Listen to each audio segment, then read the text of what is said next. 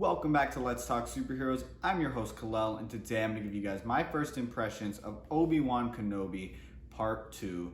Let's get started. Also, here's your spoiler warning. If you have not seen Part 2 of Obi-Wan Kenobi, click off the video and go watch it. Come back, and then we can talk about it. So something I didn't mention in Part 1 was that the visuals of this movie, I mean, not just the visual effects, but like also the scenery and the locations and like just the show is so beautiful, and I love every single shot in this show, and it's beautiful.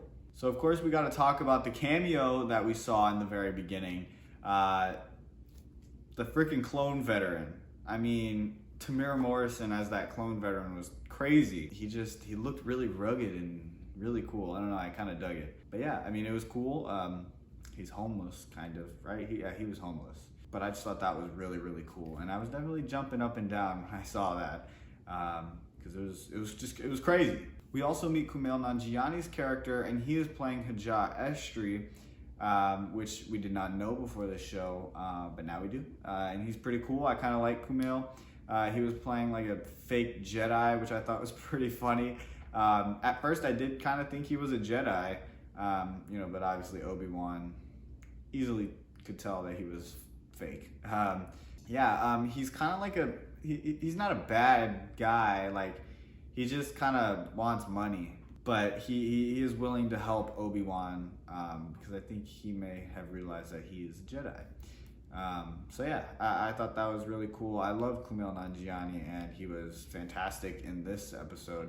And I hope we get to see more of him in this show. I don't know if we will or not. If you guys know, let me know down in the comments below. So when Obi-Wan finds Leia, she's kind of like she trusts him, but she can tell he's hiding something. And that was really cool. They just kind of keep going.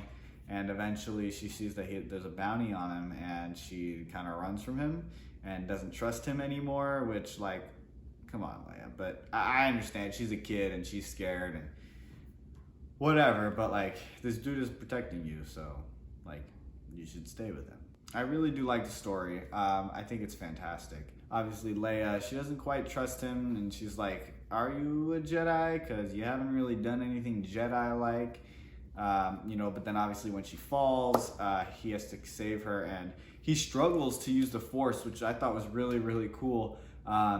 Which is also kind of interesting, because that must mean that he hasn't been using the Force, in the past 10 years, because he hasn't had a grip on it, which definitely makes me worried, because when he goes up against Vader, for the rematch, he's gonna have to like up his game. Like, he's gonna have to get back into that Jedi spirit and train or something, because that little floating trick ain't gonna cut it, because Vader's like, in his prime, and kind of worried for Obi-Wan now, but I think he's got it. He'll figure it out. And Reva tells him that Anakin is alive and he is Darth Vader. So that was really cool, and we got to see him, finally figure out that Anakin is alive.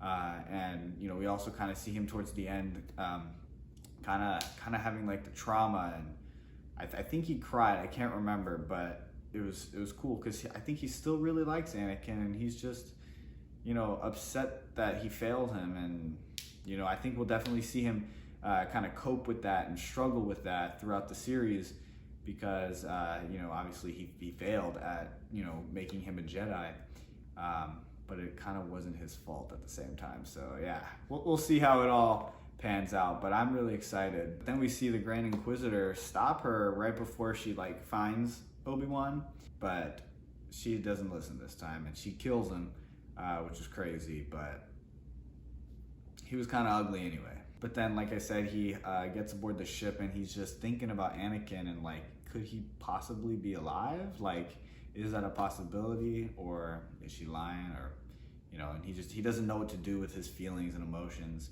But I think that is fantastic, and like, we see him struggle to figure out what is going on, kind of emotionally and physically. But yeah, I really enjoyed it. I thought it was crazy. And then we obviously see Vader in the bacta tank. Was it a bacta tank? I don't remember.